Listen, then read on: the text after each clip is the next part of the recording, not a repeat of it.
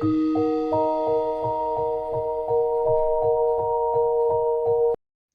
you notice something wrong with the sentence?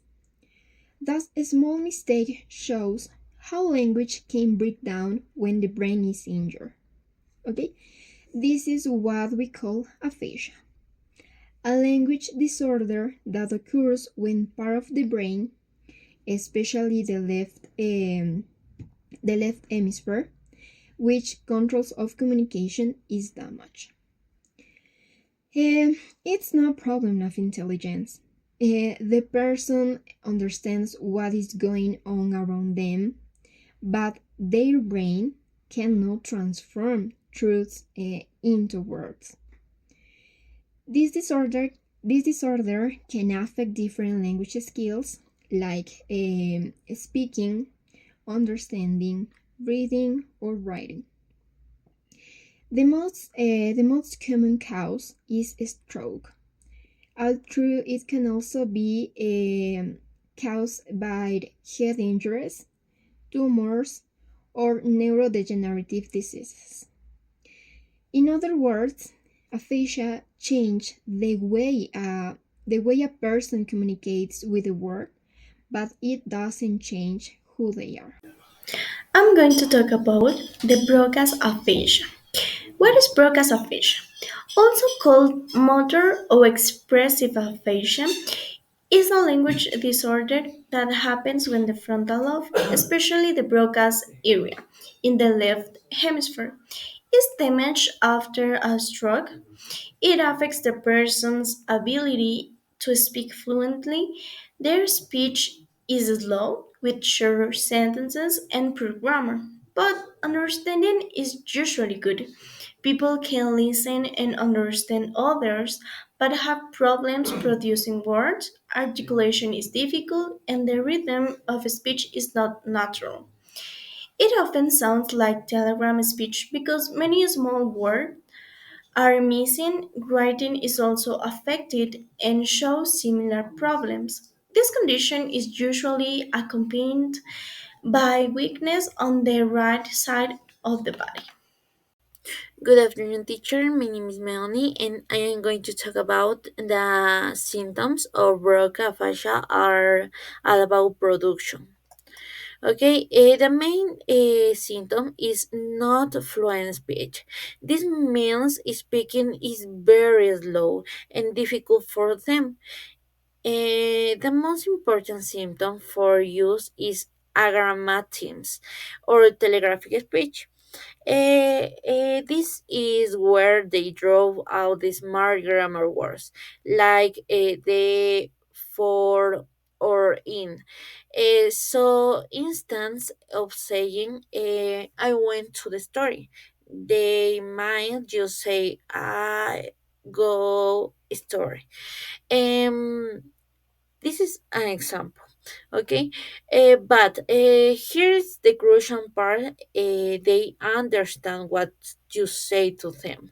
They know exactly what they want to say, but they just can't produce the correct sentence because they are fully aware of this difficult.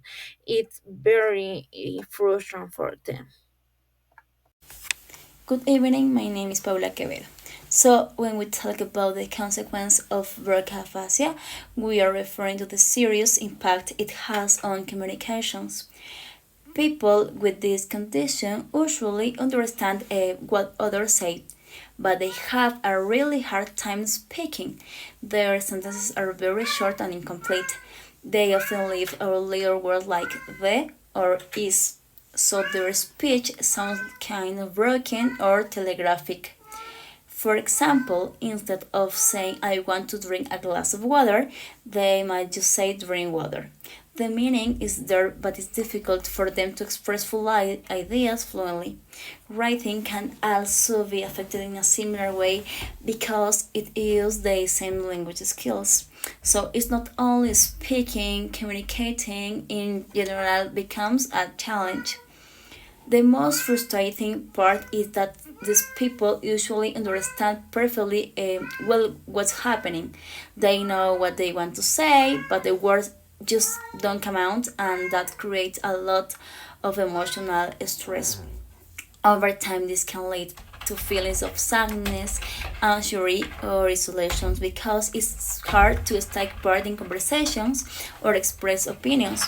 It can also affect relationships with family and friends. Science communication becomes slower and requires more patience. That's why emotional support and positive environment are so important, not only to help the patient recover, but also to make them feel understood and included. Thank you so much. Good afternoon, teacher. My name is Emily. In this video, I will talk about the possible solutions for broca aphasia, a type of new flowing aphasia that makes speaking very hard, but also shows the amazing strength of the brain and the power of patience. Imagine that you know exactly what you want to say, but the words don't come out. You try to speak, but only short or broken phrases appear. That's how living with broken aphasia feels. It's not a problem of ideas, it's a problem of expression in this case. And even if it sounds difficult, but there is hope. One of the best ways to help is speech and language therapy. It's like a gym for the mouth and the brain. With exercise of repetitions, reading, and some practice, the brain starts to rebuild connections and recover its voice. Technology also plays a big role. There are apps and computer programs that help people repeat words, build sentences, or use image to communicate. It's like having, in this case, a personal digital helper that practice with you every day. But healing is not only about science. Emotional and family support are just as important. When people feel calm, love, and nourished, the brain works better and progress becomes faster. Now, let's do a little test. Try to say the word coffee, but only with your hands. No talking, no reading. It's not easy, right? That's how a person with broca aphasia feels every single day. That is why every word they recover is a small victory. With therapy, with technology and love, communication finds its way again. Because broca aphasia don't erase thoughts, it only makes speaking them harder. Thank you. I go park. Ah, you went to the park. Okay, in this video we see Liam is a student with broken facial learning English. Watch how he speaks is low, effortful, and telegraphic, like I go park. He drops out the small grammar words, but he understands everything perfectly. That's why he gets frustrated. And notice the teacher's strategy. She doesn't encourage him. First, she models the correct sentence for him. Ah, you went to park. Second, she uses a visual and multiple choice questions like did you see cat or a dog? This make it much easier for him to answer. The lesson is focus on communication, not perfection.